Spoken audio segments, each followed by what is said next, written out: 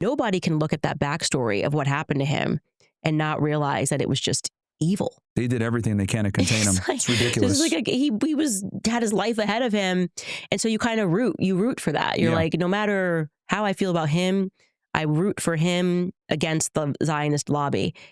And this rule that you can't speak to Nick, why can't I speak to Nick? Can't my audience decide whether or not they want to listen to him?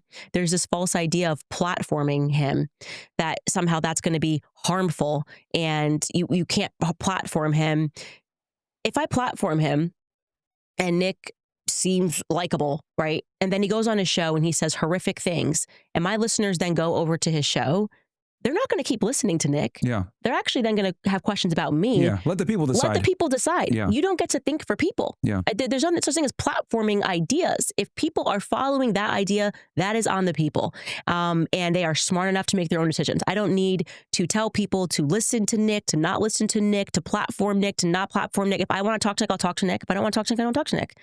And there's something about the true free markets that Zionists can't stand. They're constantly manipulating the markets so that people think that they are number one, and they're not. They actually require censorship in order for them to be number one. Yeah, yeah, and that's their game. And you know, I seeing Ben Shapiro have a meltdown.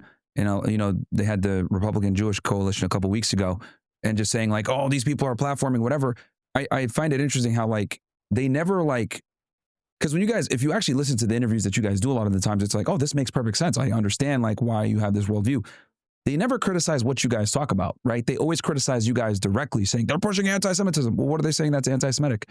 Oh, well, it's just anti-Semitic. And they don't even want to have the discussion, the debate, usually the truth or anything. Yeah. Yeah, because when you hear Nick Fuentes' backstory, it's compelling. It just is. I was compelled when I heard it. I actually haven't gotten around to watching his interview with Tucker. It's on my to-do list this weekend, but I'm assuming he told his backstory. Yep. And then people look at it and go, what is up with the Zionist lobby that they're going after 18-year-old kids for questioning Israel? That's actually what they're fearful of, is people understanding just how long this has been going on, how vicious it is that it will even go after an 18-year-old who's just asking questions literally. And yeah, I think that's what it is. It's the mass awakening that's happening. Yeah, no, and you know, I credit you, Tucker, Nick, some of the biggest voices in it, like waking people up to this problem that we've had for so long, right? I mean, it got us into wars. And I do think that we're making an impact on it, because I remember when Trump bombed Iran, he had a lot of pressure on him not to do it, right? And he was like kind of going back and forth. I know Steve Bannon had like went to the White House and told him don't do it, or at least push it off a little bit. And he bombed him, and then he ended it there, right? Who knows if, you know, if he didn't have that pressure from his base to not go to war, if he had would have expanded the conflict, because we know Israel wanted to, right?